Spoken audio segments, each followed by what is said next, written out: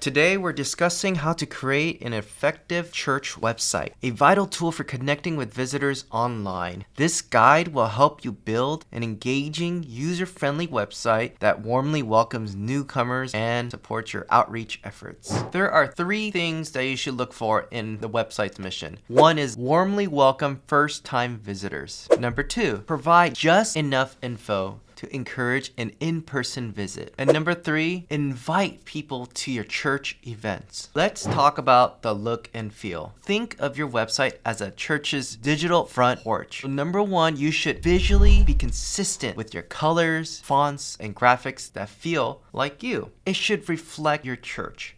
Make sure your website is easy to navigate, even for the tech-challenged visitor, that they can easily navigate in your website. Most importantly, make sure your website is mobile-friendly, because after all, a lot of people use their phones.